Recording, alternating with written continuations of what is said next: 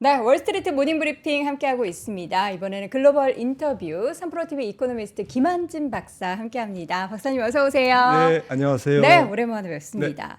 유럽 투어를 쭉 다녀오셨다고 네. 들었는데 제가 그래서 방송 시작하기 전에 어떻게 유럽의 경기나 이 물가 상황에 대해서 좀 체감을 하셨는지 여쭤봤더니 그냥 재밌게 놀고 오셨다. 어때요? 좀 비싸다. 혹은 이제 유럽에 갔더니 사람들이 뭔가 돈을 많이 안 쓰나? 혹은 이제 조금 괜찮아진 것 같은데 이런 거 조금 느끼셨나요?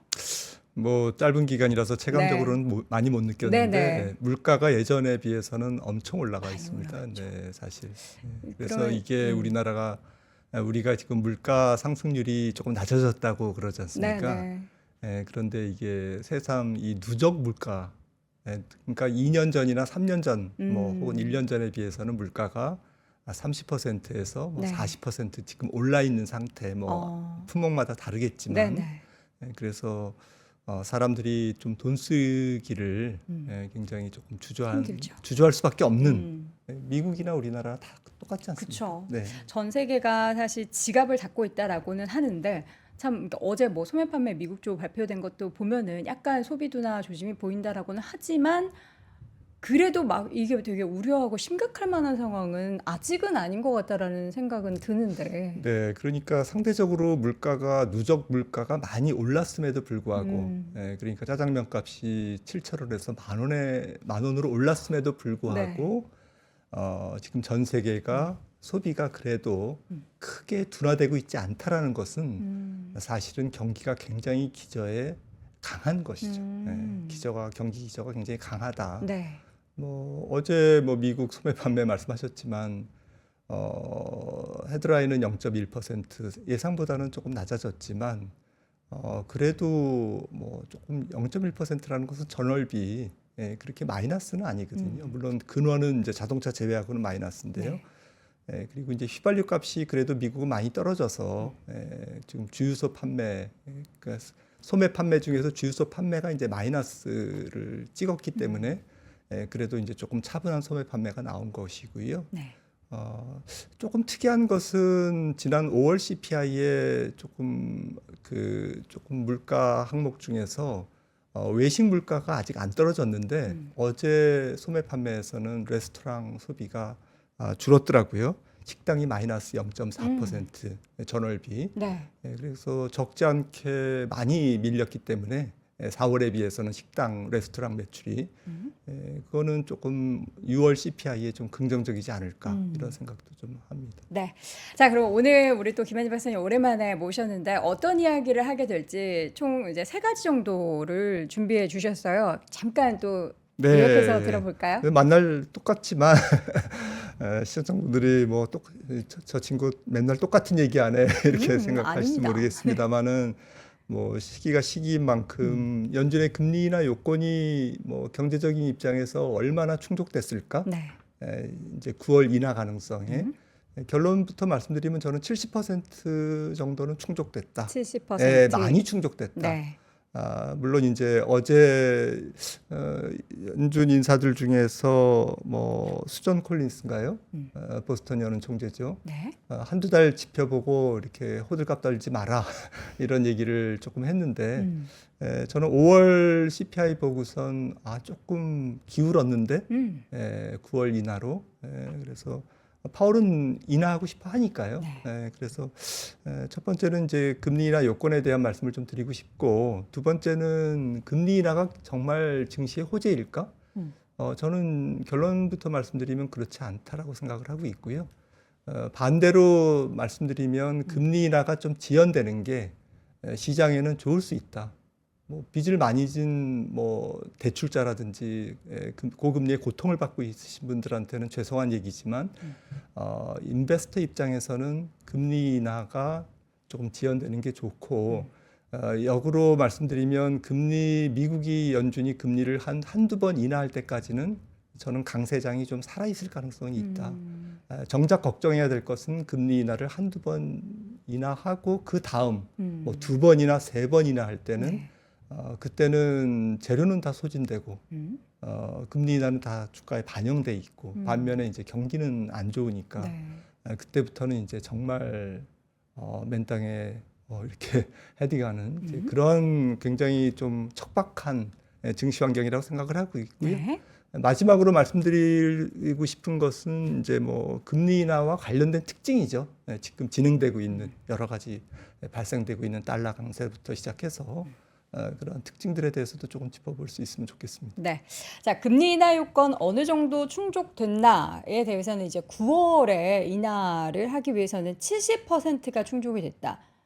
30%는 뭘로 충족을 해야 되는 거죠? 예, 30%가 이제 뭐 주거비라든지 네. 좀 전에 말씀드린 이제 조금 인건 비발 뭐 그 물가 부분 이게 이제 사실 수포코어라고 이제 부르잖아요. 네네. 주거비 제외한 이제 주로 이제 노동시장의 조금 컨디션에 따라서 노동시장이 이제 조금 더 식어야만 떨어지는 물가 항목들이죠.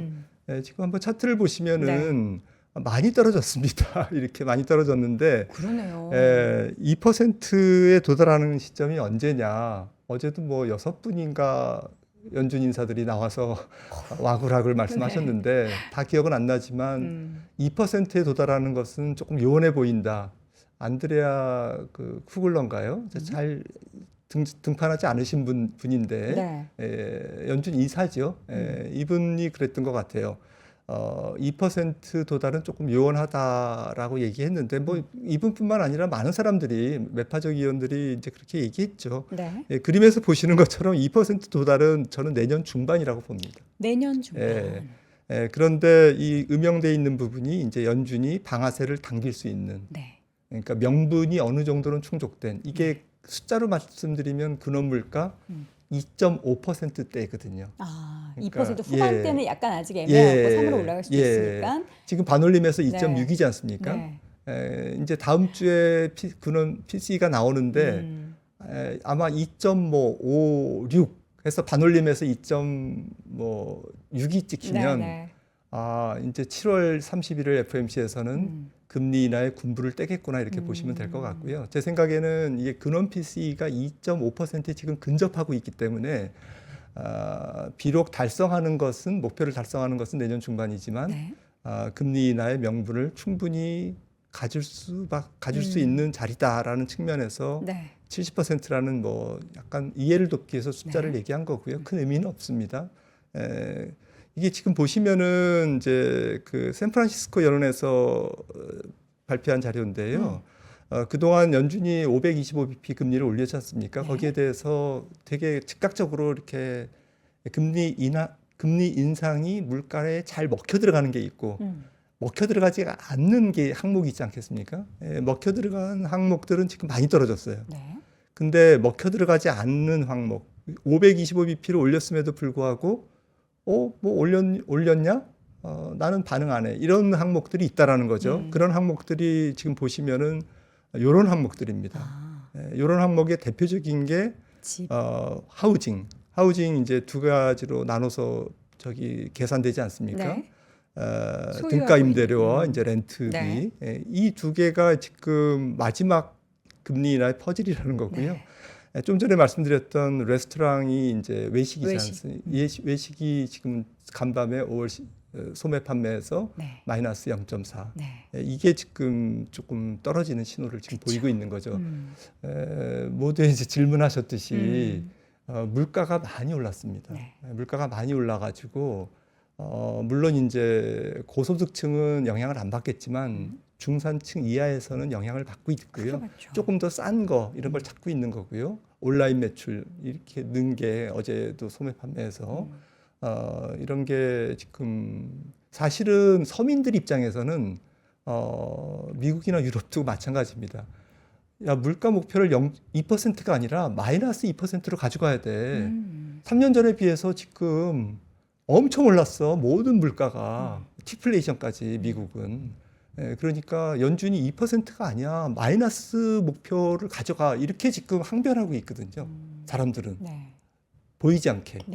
그래서 물가가 그럼에도 불구하고 어쨌든 누적된 금리 인상이 또 누적된 인플레이션이 소매 매출 혹은 주택 시장의 소비 둔화를 조금씩 유도하고 있기 때문에 근원 PC가 조금 연준의 금리 인하 목표권 안에 들어올 것 같다라는 것이 이제 제 생각입니다. 네.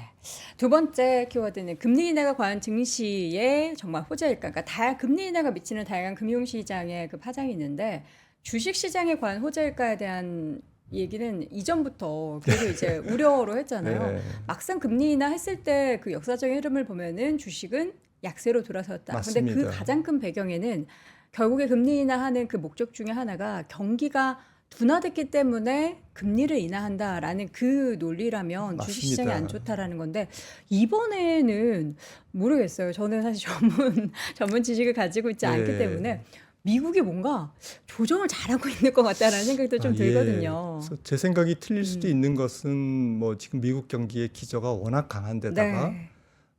연준이 약간 뭐 그런 말씀 좀 어폐가 있습니다만 통화 기술자 통화 약간 기술자. 예, 그러니까 경기를 조절하는 기술자를 그러니까요. 넘어서 네. 어, 통화까지. 네, 그러니까 이게 전체적으로 이게 주물럭거리는 기술이 늘었어요. 어. 예, 그래서 어떻게 될지 모르겠습니다. 네네. 근데 존 템플턴 위대하신 존 템플턴 말 맞다나 네네. 이번만은 다르지 않다. 이번만은 다르다라는 말이 세상에서 제일 비싼 말이다. 그러니까 이번에는 이제 연준이 금리를 내리면 경기는 연착륙을 할 뿐만 아니라 무착륙을 할 거다라고 이제 본다면 금리 인하가 반갑죠.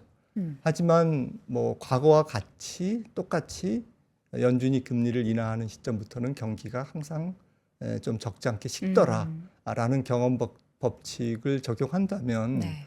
사실은 조금 이제 금리 인하라는 것은 고난의 행군의 시작이라 할까요? 정말 위험자산 시장에는 이제 조금 좋은 시절 끝나는 이제 그런 시그널일 수도 있다라는 거거든요. 네. 근데 연준이 저는 뭐 올해 선거도 있고 그래서 미국 재무부가 돈도 풀고 재정 지출 어제 12호에서 미국 의회 예산국에서 발표가 됐습니다만은 2월 전망보다 올해 재정 적자가 한화로 한 2,700조 1조 9천억 달러. 2월, 3월 전망보다도 지금 올해 재정 적자가 27% 늘 정도로 네. 지금 저는 선거 전이라고 봅니다. 선거 전쟁. 예. 거기에다가 지금 바이백 하죠. 예, 그리고 5월 달 한 달이지만 미국 TGA 계정, 일반 계정에서 재무부 어카운트에서 2천억 달러나 지금 돈이 빠져나가고 있고 네. 이런 것들에서 지금 QT 테이퍼링 하고 있고 금리 인하 지금 통화 정책 지금 준비하고 있고 이게 전부 11월 대선을 향한 좀 바이든을 당선시키고 좀 직설적으로 얘기하면 총력전이라고 생각을 합니다. 내년에 이제 그게 부메랑으로 저는 돌아올 거라고 생각을 하고 있고요. 경기는 둔화되지만 물가나 금리는 잘 안 떨어질 수 있죠. 그건 뭐 내년 일이고 네. 아무튼 제가 드리고 싶은 말씀은 단기적으로는 뭐 미국 정부나 통화 당국이 경기를 조금 조절할 수 있지만 장기적으로 경기 추세 자체를 뒤바꿀 수 있는 것은 아니다. 이 도도한 경기 추세는 경기 나름대로의 이제 자연적인 저는 사이클이라고 생각하거든요. 앞서 말씀드렸듯이 물가가 많이 올랐어요.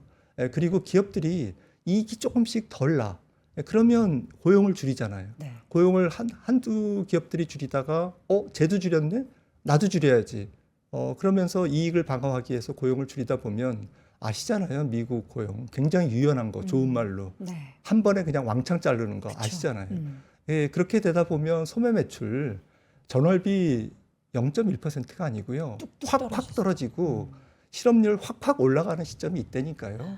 주간 실업수당 청구 건수 25만 명이 아니라 23만 명이 아니라 30만 명 이렇게 찍히는 순간이 금방 옵니다.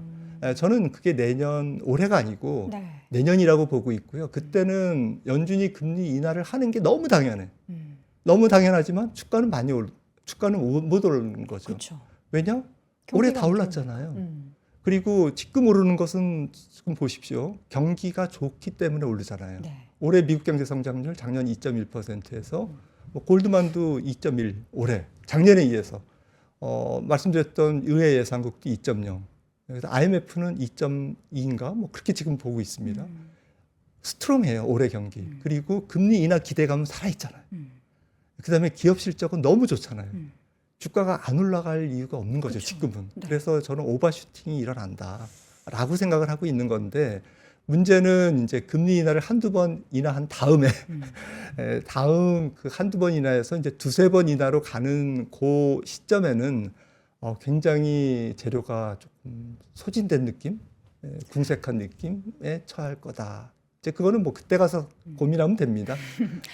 사실 작년 같은 경우에는 고금리 상황 속에서 시장에서는 어떻게 보면 좀 부담스러울 법한데 AI라는 새로운 모멘텀이 생겨서 시장을 버티게 하고 끌어올리게 하고 네. 올해 같은 경우에도 그 AI 관련해서 돈을 못 벌 줄 알았는데 실제로 기업들이 돈을 벌면서 여전히 고금리 상황 속에서도 지수와 맞습니다. 시장이 올라갔는데 이게 이제 향후에 말씀하셨던 이제 어느 순간까지는 연준이 뭐 통화든 뭐 경기든 이제 방어하면서 그 마사지가 가능했는데 터지는 그 순간이 올 수 있다라는 것을 우리가 항상 간과하지 말아야겠군요. 네, 그래서 저는 뭐 연준이 금리를 뭐 9월에 인하하는 것보다는 네. 저는 9월에 인하하는 확률이 70%라고 말씀드렸잖아요.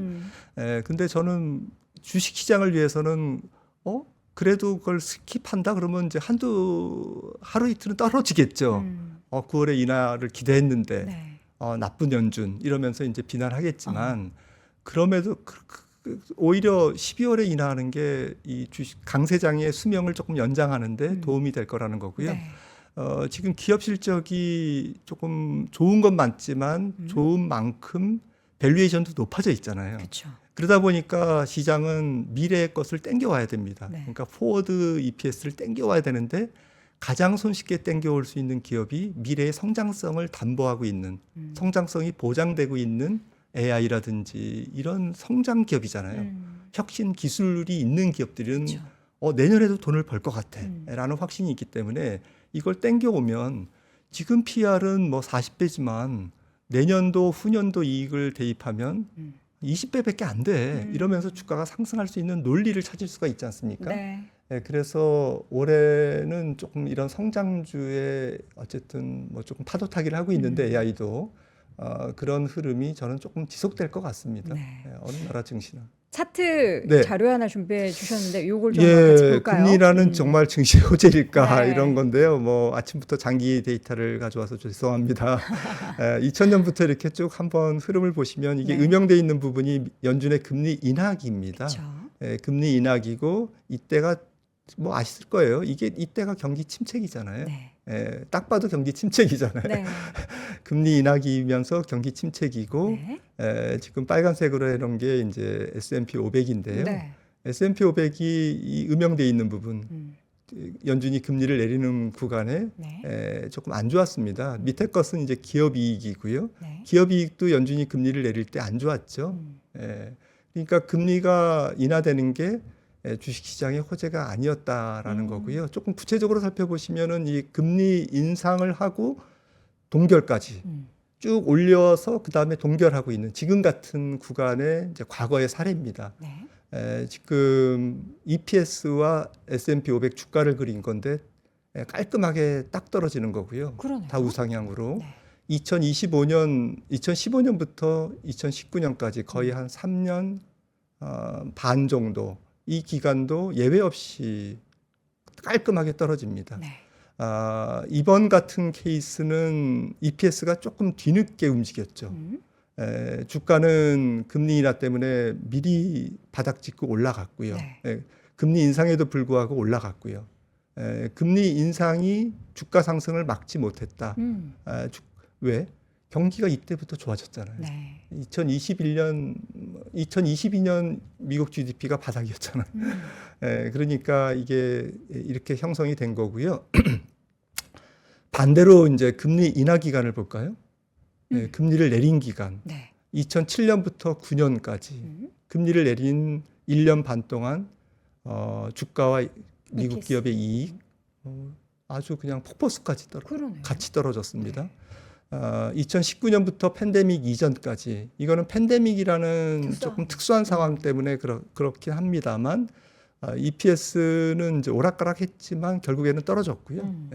그리고 주가도 조금 뭐 일찍 반등했지만 금리 인하 기간 거의 초반에는 떨어졌습니다. 네. 그래서 말씀드리고 싶은 것은 뭐 어떻게 될지는 모르겠지만 이번에도 금리 인하를 학수고대하고 있습니다, 사람들은.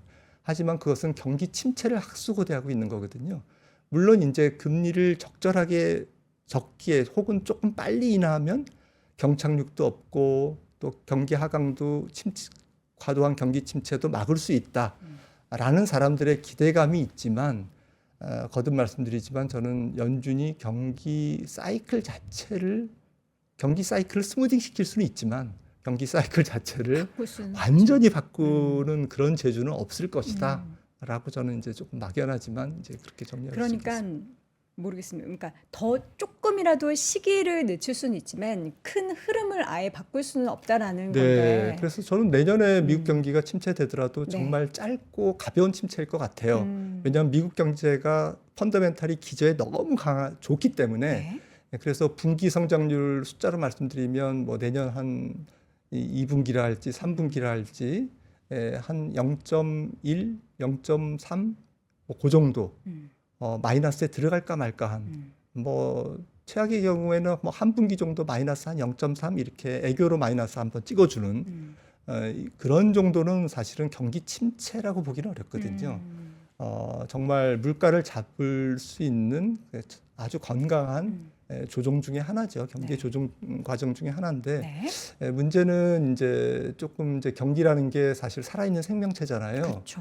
그러다 보니까 아까 이제 고용과 소비의 이제 그런 역학관계도 말씀드렸는데 연준이 금리를 인하하면 전체적으로 경기가 침체기에 인하하기 때문에 또 침체하니까 더 인하하고 그러다 보면 기업이나 가게나 캐시플로우가 쫄려요.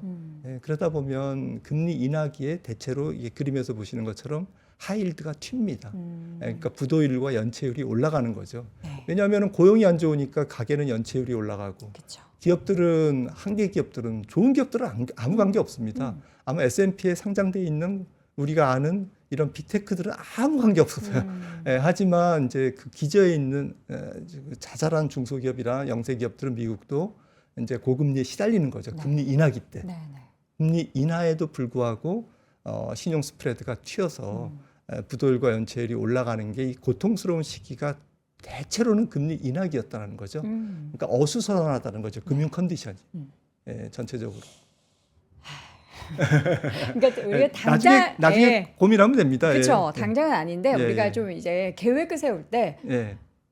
마냥 올라간다라고 우리가 장밋빛 전망을 할 수 없다라는 것을 우리가 현실을 일단 한 켠에 두고 그 다음에 맞습니다. 한 걸음 한 예. 걸음 예. 내딛자라는 의미에서 예, 여러분들께 크게 큰 조망하고 그림을, 이제 예. 올해 증시 파티를 좀 즐기게. 즐길 때까지는 그 즐기자. 파티 이후에까지 예. 우리가 계획을 세운다면 뭐 크게 실망하지 않고 또 어떻게 보면 대응을 미리 할 수 있으니까 그런 관점에서 함께 큰 그림을 그려보는 겁니다.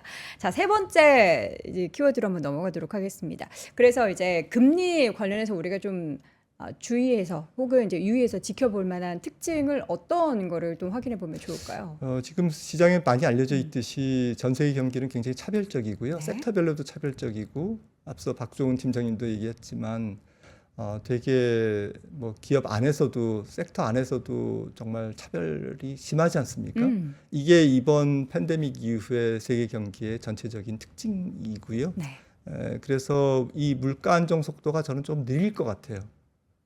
조금 앞뒤가 안 맞죠.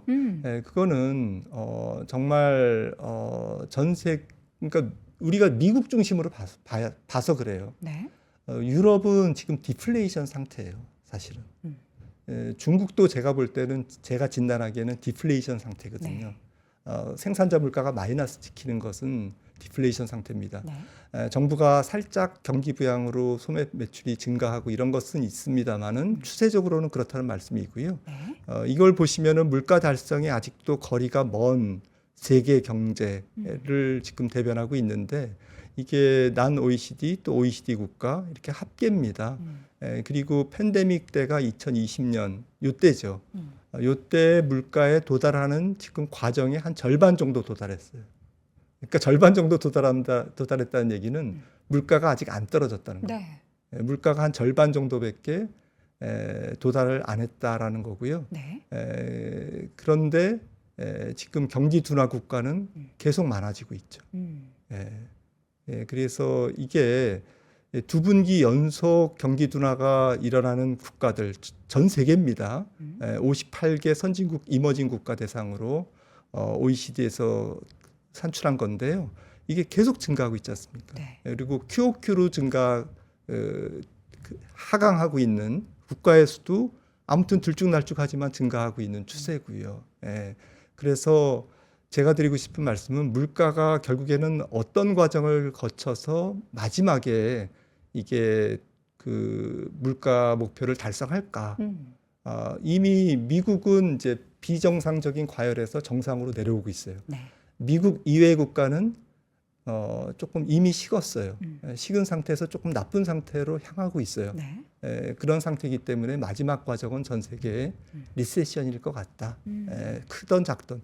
물론 이제 국가마다 좀 리세션의 양상이 다르죠. 어떤 그렇죠. 국가는 고약하고 어떤 국가는 미국은 좀 가벼울 거고요. 그래서 그리고 또 한 가지 말씀드리면 아까 미국 재정 얘기를 말씀드렸는데 올해는 이제 바이든을 당선시키기 위해서 제니 델런이 갖은 온갖 수단을 다 쓰는데 이 부분이 이제 내년에 부메랑으로 돌아올 것 같아요. 그래서 연준이 내년도의 금리를 경기 둔화에도 불구하고 소비 냉각 고용 시장이 식음에도 불구하고 기저적인 요 그 재정 이외의 항목들이 물가를 잡아주는 항목들이고요. 네. 이게 미국 근원 PC 근원 물가입니다. 근원 물가 구성 항목을 재정 요인과 비재정 요인으로 나눴을 때 재정 요인은 하나도 바뀌지 않았다. 네. 그 내년이라고 바뀔까요? 경기가 뭐, 식어도 이거는 3개월, 6개월 후행해서 작용되거든요. 그래서 내년도에 미국 경제는 계속 식지만 정상화되지만 연준의 목표대로 식지만 재정적인 요인의 인플레이션은 존재할 거다라는 거죠. 그래서 내년도 금리 인하가 4번 저는 조금 그렇게 보고 있지 않습니다. 4번까지는 못할 한 것이다. 3번. 3번. 네, 그래서 정말 조심스럽게 금리 인하를 할 것 같고요. 이거는 올해 조금 재정 지출을 방만하게 한 그런 후유증이 되지 않을까라고 생각을 합니다. 자, 그럼 마지막으로 지금 각국의 지금 금융 컨디션의 추이를 자료로 가지고 오셨는데 보면은 전체적으로 뭔가 미국이 여전히 다 좋은 쪽은 다 1등을 하고 있는 상황인 거잖아요. 실적도 그렇고 뭔가 이제 금리적인 부분도 그렇고 요 마지막으로 한번 정리를 한번 쭉 해볼까요? 지금 달러 강세가 왜 일어나느냐? 네. 전 세계 유동자금이 IMF가 어젠가 그저께 발표했는데 3분의 1이 다 미국으로 쏠렸다는 거예요. 그다음에 중국에서는 빠져나오고. 네. 그러니까 FDI든 실물 쪽이든 아니면 뭐 우리나라도 삼성전자 지금 60조 미국 텍사스에 공장 짓고 있잖아요. 이게 전 세계가 FDI든 또 포트폴리오 투자든 네. 지금 미국으로 쏠리고 있다라는 거고요. 그러면서 유동성이 미국에 집중되고 그러다 보니까 미국의 금융 컨디션이 굉장히 좋고 금융 컨디션이 좋다 보니까 또 경기도 서포트되고 그리고 이게 조금 달러 강세로 이어지고 있는데 이게 안타깝게도 일시적인 현상일까? 이제 미중 무역 분쟁이라는 큰 프레임의 변화 속에 지금 진행되고 있는 일이잖아요. 그렇죠. 그래서 좀 경기가 식더라도 이런 현상은 계속될 것 같아요. 그리고 말씀 주셨듯이 미국은 AI가 있잖아요. 그래서 AI 쪽에 활발한 투자 그리고 자금 쏠림 이런 것들은 내년까지도 지속될 가능성이 높다. 네. 지금 IMF가 이제 지난 4월에 보여준 이게 내려갈수록 금융 컨디션이 좋은 건데요. 다른 나라보다 확연하게 좋습니다. 네. 지금 유로존이라든지 이머징보다 굉장히 좋고요. 이런 부분들이 기업 실적 요인들을 해부해 보면 분해해 보면 기업 실적, 금리, 외부 차입 비용. 다른 나라는 외부 차입 비용이 올라가잖아요. 지금 환율 때문에. 네. 그러니까 악순환인 거죠. 그래서 이런 부분들이 내년에 조금은 뭐 보정되겠지만 전체적으로는 저는 달러의 약간 강세 기조, 약세로 가더라도 조금만 약세로 가는 그렇게 큰 폭으로 약세로 가지 않는 그리고 전 세계 경기가 조금 리세션에 내년에 만약에 중반에 들어간다고 하면 그때는 또 달러 강세예요. 전 세계 경기가 안 좋을 때는 또 안전 통화가 좀 선호되거든요. 그렇죠. 그래서 이번 달러 강세도 조금 뭐 울퉁불퉁하겠지만 사이클은 있겠지만 전체적으로 내년까지 긴 호흡으로 봤을 때 좀 내년도에는 이제 달러 강세는 끝나고 약세가 시작돼. 네. 이렇게 단순하게 볼 문제는 아니다라고 생각을 합니다. 네.